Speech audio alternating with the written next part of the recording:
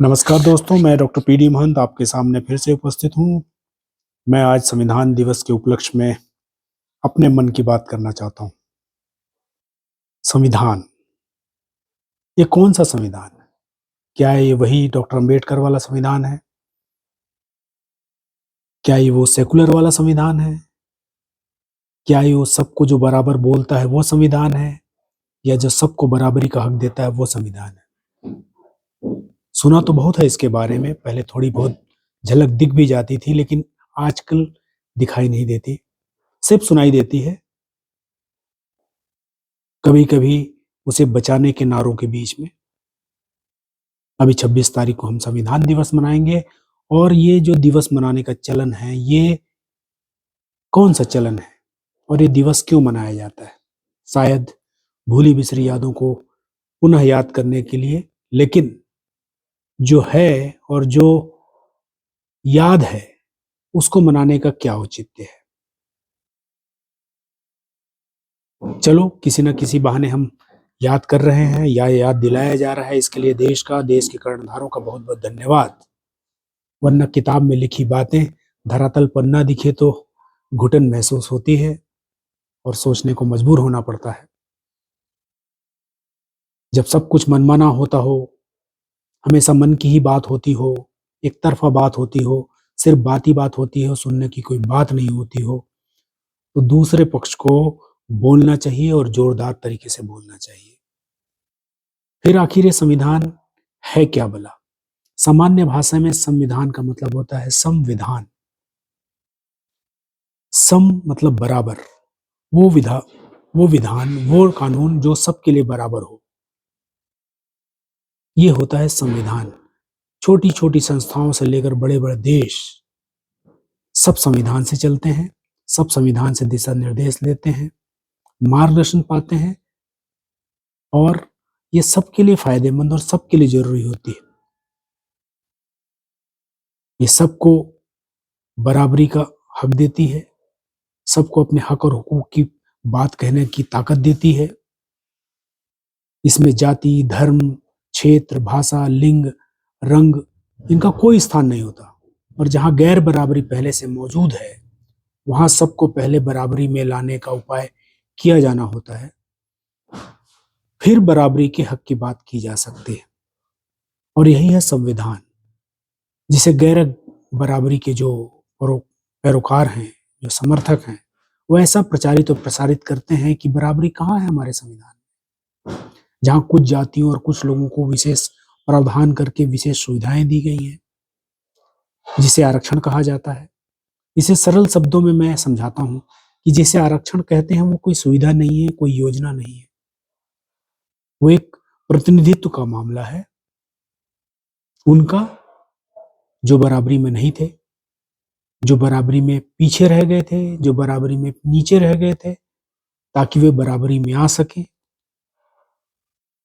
और ये जो आरक्षण संविधान में दिया गया है, वो शिक्षा में और नौकरियों को छोड़कर कहीं नहीं दिया गया है। शिक्षा में इसलिए, क्योंकि शिक्षा में आने के बाद आप सही गलत को समझ पाते हैं, अच्छे बुरे को समझ पाते हैं, तभी आप अपने हक और हुकूक की बात कर पाते हैं।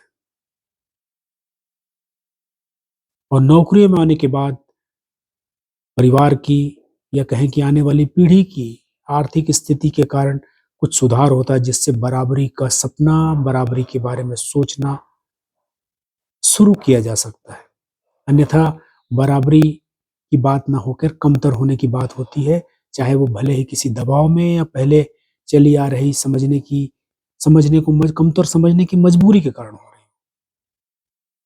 अब संविधान में शिक्षा और नौकरियों को छोड़कर कहाँ पर आरक्षण है, ये इस पे आप सोचें।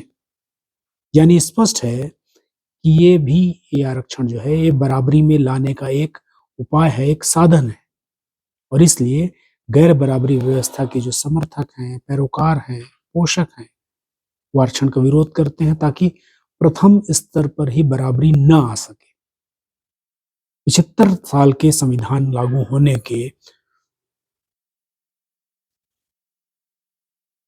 ये जो बराबरी की बात करने वाले भी समझते हैं इस पे, क्योंकि इन 75 सालों में अगर ईमानदारी से इसे लागू नहीं भी किया गया है, आंशिक रूप से किया गया है या भले दिखावे के लिए किया गया है, लेकिन जो परिवर्तन आया है वो दिखता है। और यही बात जो गैर बराबरी के समर्थक हैं या आरक्षण के जो विरोधी हैं, उनको भी दिखता है कि शिक्षा, बाबा साहब ने जो कहा है कि शेरनी शिक्षा वो शेरनी का दूध है, जो इसे पिएगा वो दहाड़ेगा ही। तो यह शिक्षा में जहाँ-जहाँ आरक्षण है उसके कारण लोग नौकरी में आ रहे हैं। नौकरी में आने के बाद आर्थिक रूप से सक्षम हो रहे हैं और अपने हक और हुकूक की बात करने लगे हैं। और ये जो ज़रा-ज़रा सा प्रतिनिधित्व मिला है उसके कारण लोग कहाँ से कहाँ आ गए। और ये जो है ये रुकने वाला है नहीं, चेन रिएक्शन है, ये चलता ही रहेगा। इसे आप सिर्फ़ धीमा कर सकते हैं, जैसा करने की कोशिश की जाती है। नया जो तरीका निकाला गया है एनएफएस, नॉट फाउंड सूटेबल,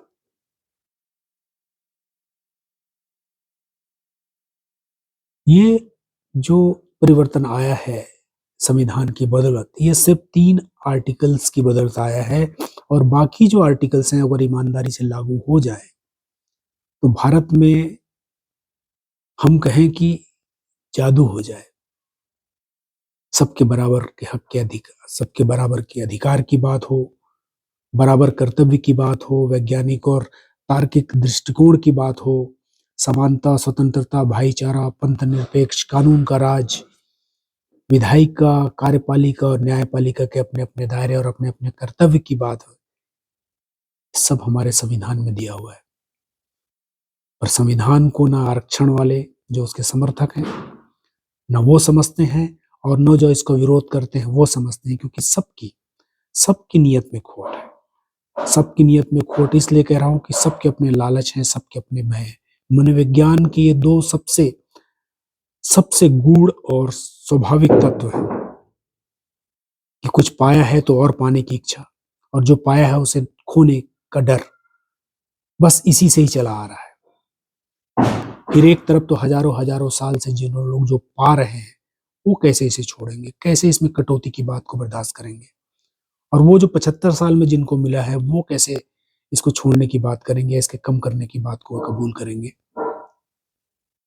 बात सही या गलत की नहीं है। बात है मानव की, मानव अधिकार की, मानव के सह-अस्तित्व की, मानव के सम्मान की।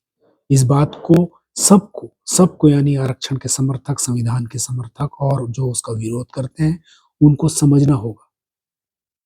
अब तो फिर आर्थिक आधार पर भी ईडब्ल्यूएस के नाम से आरक्षण हो गया। फिर आरक्षण का विरोध क्यों? संविधान का विरोध क्यों?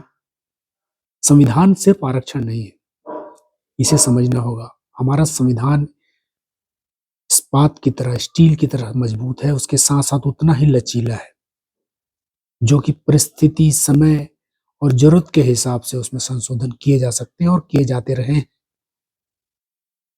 बस जो उसका बेसिक स्ट्रक्चर है, यानी जो उसका मूलभूत प्रस्तावना है, जो उसका प्रिएम्बल है, उसमें बदलाव संभव नहीं है।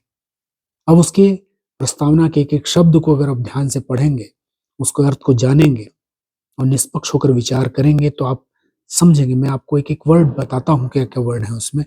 संप्रभु, धर्मनिरपेक्ष, समाजवादी, लोकतांत्रिक, गणराज्य, ये जो 5 जो तत्व हैं, ये देश के घटक हैं।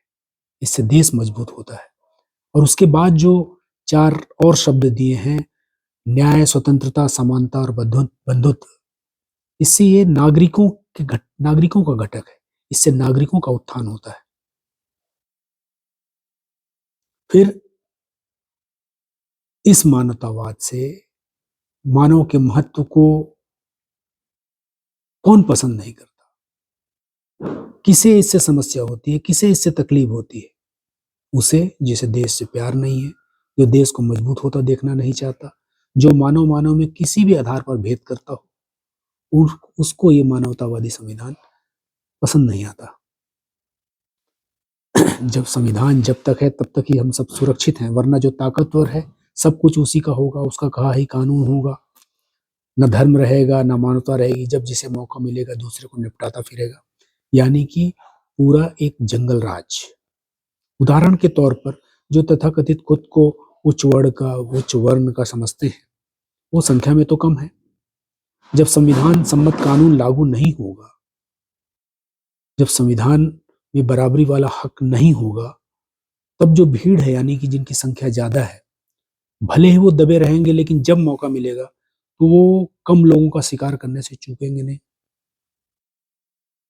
यानी संविधान में सबसे ज्यादा सुरक्षित आज वो हैं जो संख्या में कम है।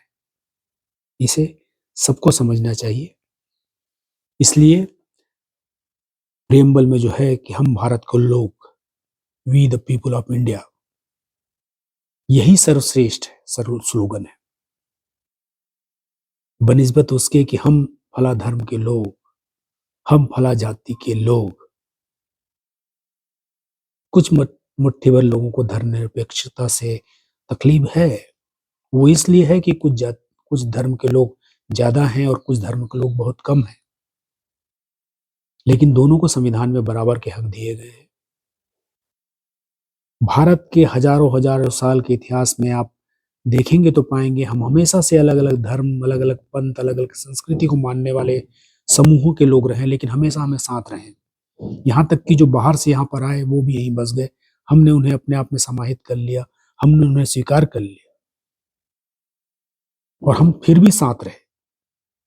लेकिन गाहे बगाहे भी जब हमने अपने आप को विभाजित किया, तभी हम गुलाम रहे। इस देश की हर चीज के लिए उपाय संविधान में है। इस देश की हर समस्या का निदान संविधान में है। आज किसी महापुरुष, किसी ज्ञानी, किसी अवतार, किसी के बहकावे में ना आकर सिर्फ सिर पर शुद्ध मन से एक बार भारत के संविधान की प्रस्तावना को पढ़िए, फिर पसंद आए या ना आए, पसंद ना भी आए तो संविधान में जो हमें अधिकार दिया है कि हम अपनी पसंद और नापसंद को सार्वजनिक स्तर पर अभिव्यक्त कर सकते हैं, ये भी खूबसूरती है कि हम जिसे पसंद ना करते हैं उसे भी हमें अधिकार है कि हम उसे अभिव्यक्त करते हैं। ये भी हमारा संविधान हमें अधिकार देता है, लेकिन अपनी नापसंदगी को संवैधानिक दायरे में रहकर ही प्रदर्शन करना चाहिए। तो मेरा मित्रों, मेरे मन की बात यह है कि एक मानवतावादी सब जो दस्तावेज है हमारा संविधान, जिसमें मानव में कोई भेद न हो, सब बराबर हो, सबके बराबर हक हो, सबके बराबर कर्तव्य हो, और दुनिया का सर्वश्रेष्ठ संविधान हमारे देश को हमारे संविधान निर्माताओं ने जो दिया है, उसके लिए हम संविधान निर्माताओं के ऋणी हैं। और मैं पुनः आप सबको मंगल कामनाएं देता हूं। आप एक बार संविधान की प्रस्तावना को, प्रेम्बल को पढ़ें, सारे पूर्वाग्रहों को छोड़कर पढ़ें और मनन करें। मैंने जो आपको 9 शब्द बताए, आप अपने आप ही उस पुस्तक के, उस दस्तावेज के मुरीद हो जाएंगे। नमस्कार। जय संविधान।